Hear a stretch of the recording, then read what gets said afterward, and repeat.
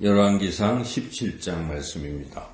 열왕기상 17장은 선지자 엘리야에 관한 말씀입니다. 17장부터 19장까지 계속 선지자 엘리야에 대한 말씀인데, 엘리야는 북이스라엘에서 활동했던 선지자입니다. 지금 열왕기는 이렇게 북이스라엘에 대한 이야기도 기록하고 있습니다.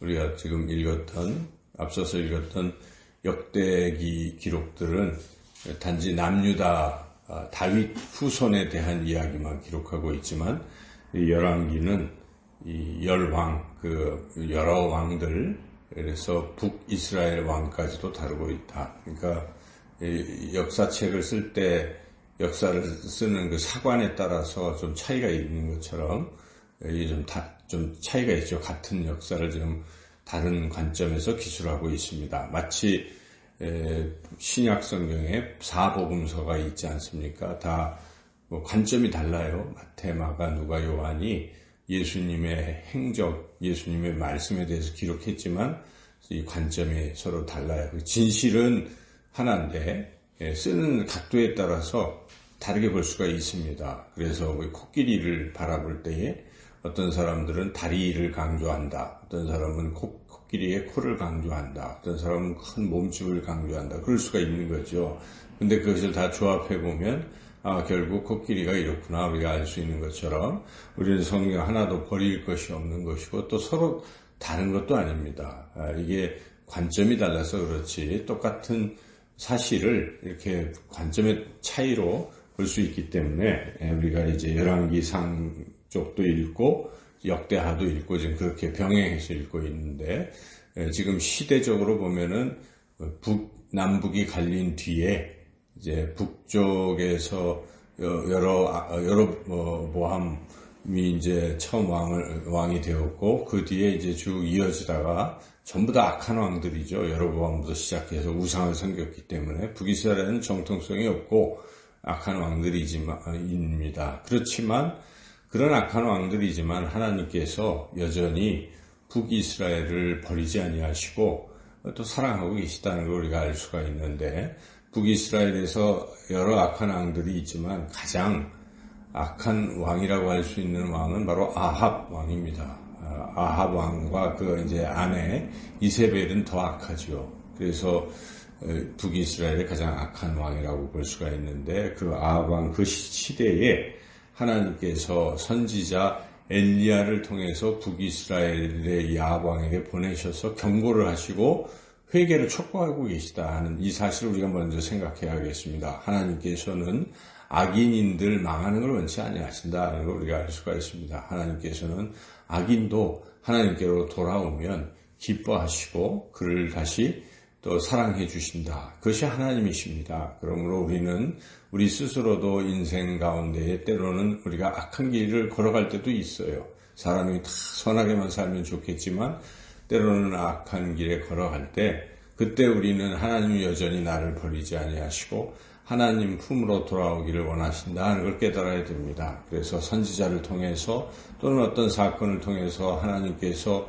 우리를 부르실 때에 우리가 즉시 깨닫고 회개하고 하나님 품으로 돌아오는 것이 참 중요하다 하겠습니다. 그러나 오늘 본문에는 안 나오지만 이제 이어지는 18장, 19장에 보면은 아합 왕은 하나님의 경고를 듣고도 회개하지 않았다 하는 것이죠. 결국 그래서 아합 그 가문은 다 멸망하고 말았다는 걸 우리가 또 성경을 통해서 알 수가 있습니다.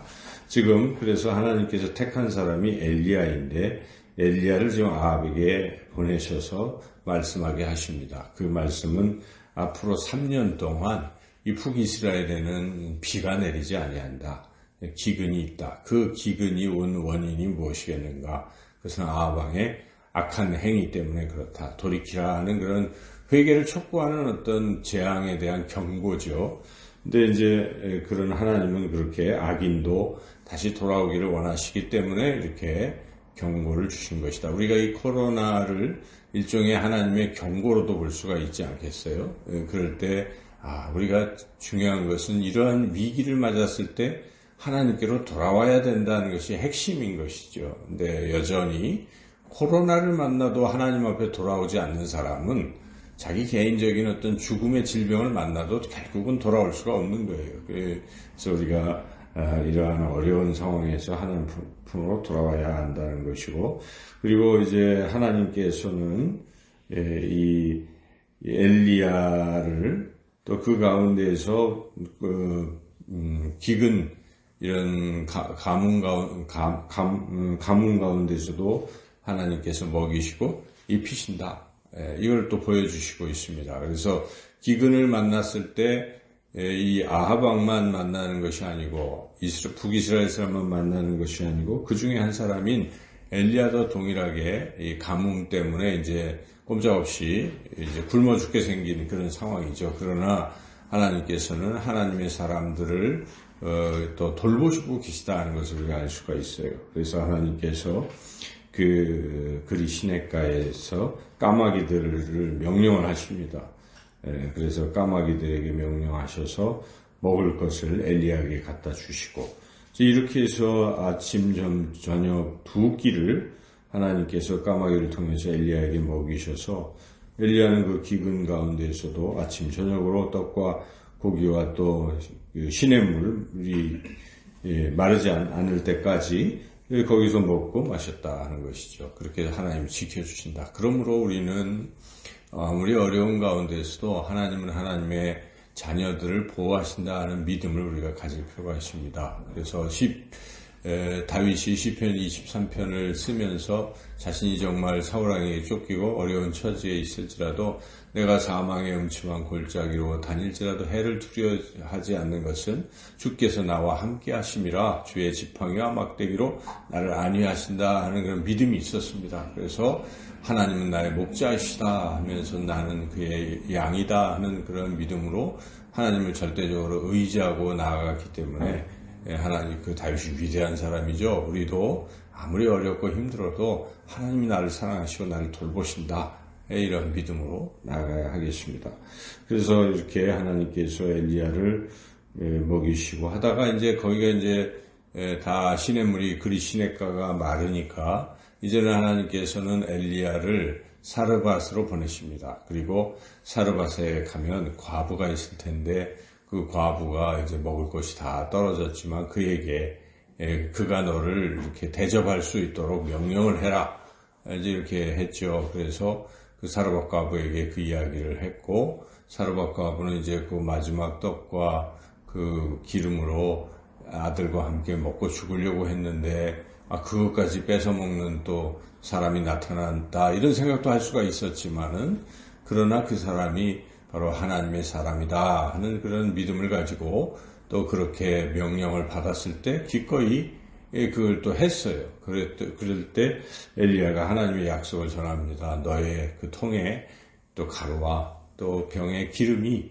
이 가뭄이 끝날 때까지 3년 반 동안 마르지 아니할 것이다, 이렇게 약속을 했고, 그 약속대로 마르지 않고 그들이 또 살아갈 수가 있었다는 것이고, 그래서 우리 하나님께서는 그렇게 약속해 주시고 공급하시는 분이시다는 걸 또 한번 깨닫고, 그 뒤에 일어난 사건은 그 아들이 또 덜컥 죽었습니다. 그래서 매우 안타까워하는 가운데에 엘리야에게 이야기했을 때 엘리야가 하나님 앞에 살려달라고 간절히 기도했을 때 하나님께서 그 기도를 들으시고 그 아들도 또 살려주시는 그런 기적을 베풀어 주셨다 하는 것. 자, 그래서 오늘 이 본문에서 우리가 깨닫게 되는 거, 우리 하나님께서는 사람들을 사랑하시는 분이시구나. 죄인일지라도 사랑하시기 때문에 그가 죄에서 회개하고 돌이키기를 원하시고 기다려주시고 선지자도 보내주시는 아합 왕에게도 그렇게 은혜를 베풀어 주시는 하나님을 우리가 생각하고 우리도 어떤 상황에서 그렇게 나가야 되겠다. 두 번째로 또 하나님은 그런 어떤 상황에서도 공급해 주시는 하나님, 이런 하나님이시다는 걸 우리가 굳게 믿고, 여기에 그 하나님에 대해서 잘못된 반응을 한 아합 왕과는 달리 여기 등장하는 두 사람, 엘리야와 사르밧 과부는 반응을 참 잘했어요. 그래서 복을 받았다는 것이죠. 엘리야는 어땠습니까?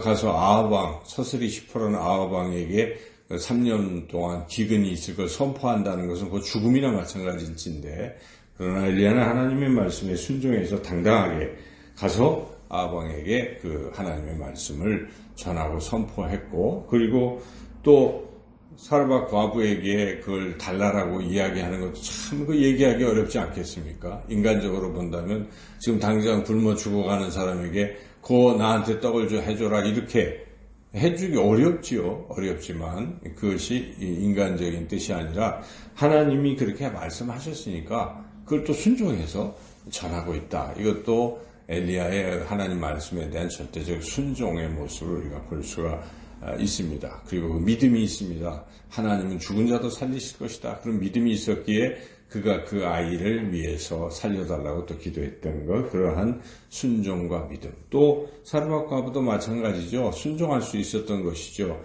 평범한 사람 같았으면 미쳤나? 그럴 수도 있습니다. 아니 우리 지금 먹을 것도 좀 다 떨어졌는데 그것도 달라고 그래? 무슨 이런 못된 선지자가 있어? 하고 그 거절할 수도 있었을 거예요. 그러나 사르밧 과부는 또 하나님을 믿기 때문에 그래 죽을지라도 하나님 말씀에 순종하자. 그랬을 때 그 죽지 않았습니다. 도리어 그 아들, 나중에 죽었던 아들도 살아나는 기적을 경험할 수 있었던 것이죠. 그래서 여기서 우리 인간이 해야 될 것은 다른 게 아닙니다. 하나님을 믿고 하나님 말씀이 그 무엇이든지 생각을 버리고 순종만 한다면 하나님이 우리에게 베푸시는 사랑과 은혜를 우리가 누릴 수가 있습니다. 오늘도 우리 삶 가운데 어떤 상황에 처할지라도 하나님 말씀을 믿고 또 하나님 말씀에 순종하며 나아가는 저와 그리고 하나님의 놀라운 기적을 날마다 경험하시는 저와 여러분의 삶이 되시기를 주님의 이름으로 축원합니다.